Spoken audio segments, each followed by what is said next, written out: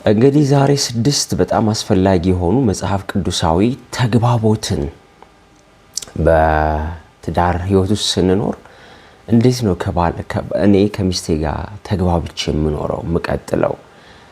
ሚስቴ ከኔ ጋር ተግባብታ ስሙዝ የሆነ ኮሚኒኬሽን ኖሮን እንዴት ነው የምንቀጥለው የሚለውን ለመመለስ 6 መሰረታዊ የሆኑ ፕሪንሲፕልስ እነግራችኋለሁ። የመጀመሪያው አንደኛ የአንደበትን ኃይል ማወቅ። ያዕቆብ ምዕራፍ 3 ላይ በዝርዝር ስለ አንደበት ኃይል ይናገራል። ምላስ አጥንት የላትም፣ ግን አጥንት ትሰብራለች። አንዲት ክብሪት አገር ጫካ ታቃጥላለች። መርከብ በትንሽዬ መሪ ያ ሂውጅ የሆነ መርከብ እንደሚታዘዝ ሁሉ የኛም ሰውነት በአንደበታችን እጅግ በጣም ይመራል። እንግዲህ ከነኚህ ነገሮች ጋር ነው ያዕቆብ የሚያነጻጽረው አንደበታችንን ማለት ነው። እና አንደበት በጣም እሳት ነው። ስለዚህ ለምንናገረው ንግግር በትክክል በደንብ እንድናስብ በጥበብ እንዴት መግለጽ እንዳለብን ይናገራል። የአንደበት ኃይል መታወቅ መቻል አለበት።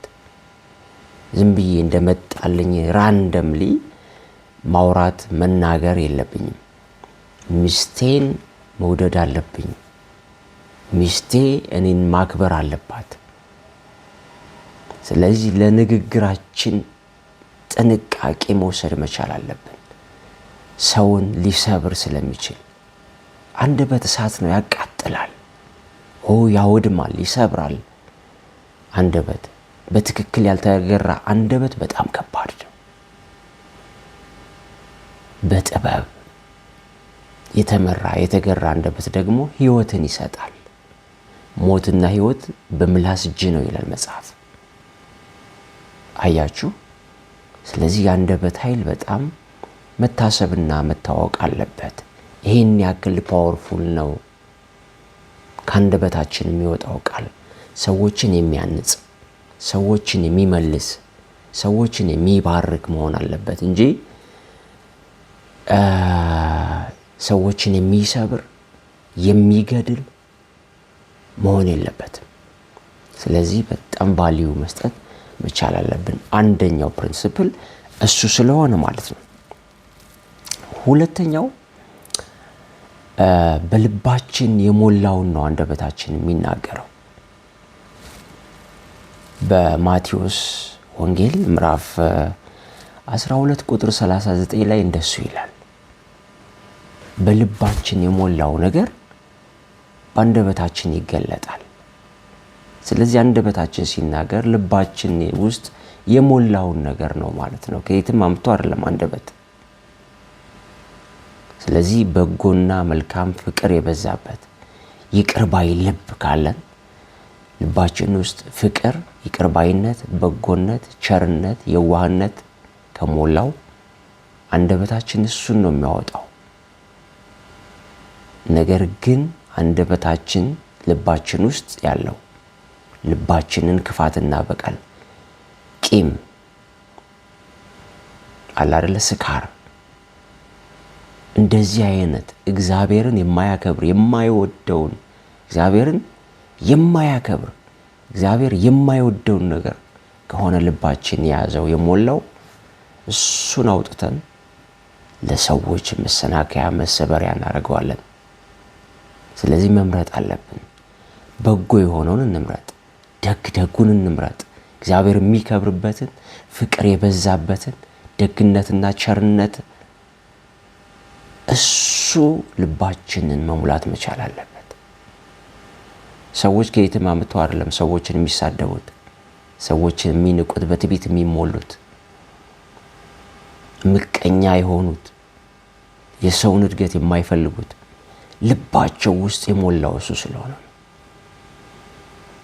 ስለዚህ ይሄንን ማወቅ ሁለተኛው ጠቃሚ ጉዳይ ነው። ሶስተኛው ጌታ ኢየሱስ ክርስቶስ በዚህ ምድር ሲመላለስ እንዴት ነበረ ሰዎችን የሚናገረው?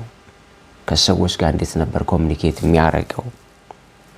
እሱን በደንብ ማየት ያስፈልጋል።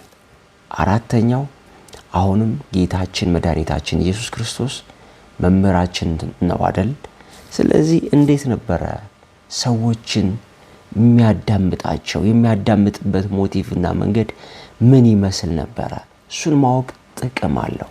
በብዙ ከጌታ ከኢየሱስ ክርስቶስ እንማራለን። ከደቀ መዛሙርቶቹ እንማራለን። ከታላላቅ አባቶች እንማራለን። ስለዚህ እንዴት ነበር የሚለው እሱንም ማወቅ በጣም አስፈላጊ ነው። ለምሳሌ በኤፌሶን መጽሐፍ ምዕራፍ 4 ቁጥር 25 እስከ 32 ያለው በጣም በዝርዝር ያስተምረናል። ቁጣን፣ መራርነትን፣ ክፋትን፣ ጭቅጭቅነትን አስወግዱ ይላል። አስወግዱ፣ አይጠቅምም። ይልቅ የሚጠቅመውን ነገር እሱን ተነጋገሩ። እንደዛ ነው የሚለው። አምስተኛው የማይጠቅም ዝም ብሎ ተራ የሆነ ነገር ለግጭት መንስኤ መሆን የለበትም።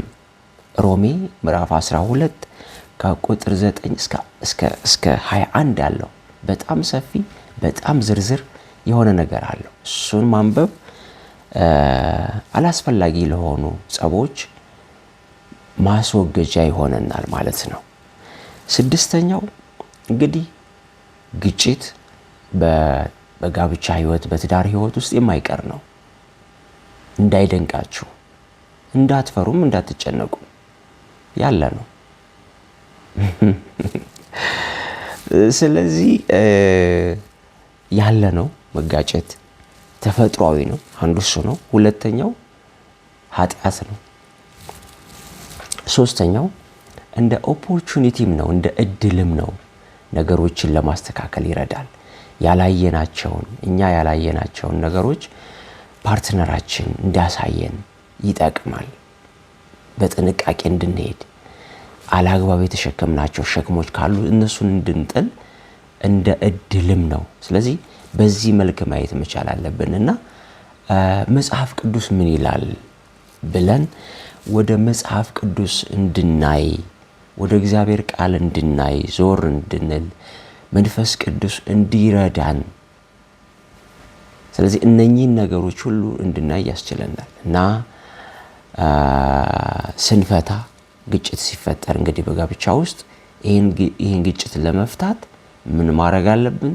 መጽሐፍ ቅዱስ ምን ይላል ብለን ማየት አለብን። ወደ እሱ መመለስ መቻል አለብን። ዝም ብለን እንደ ዓለማዊ ሰው መጓዝ የለብንም። መጨነቅ የለብንም። መኖር የለብንም። የእግዚአብሔር ቃል ለሁሉ ፈውስ ነው፣ መማሪያ ነው። መዓት ትሬዠር አለ እዛ ውስጥ። እንዴት ነው ትዳራችንን መምራት ያለብን? ችግሮች ሲፈጠሩ እንዴት መፍታት አለብን? በዝርዝር ይነግረናል። የእግዚአብሔር ስም ለዘላለም የተባረከ ይሁን። የእግዚአብሔር ጸጋና ሰላም ከእናንተ ጋር ይሁን። መልካም ጊዜ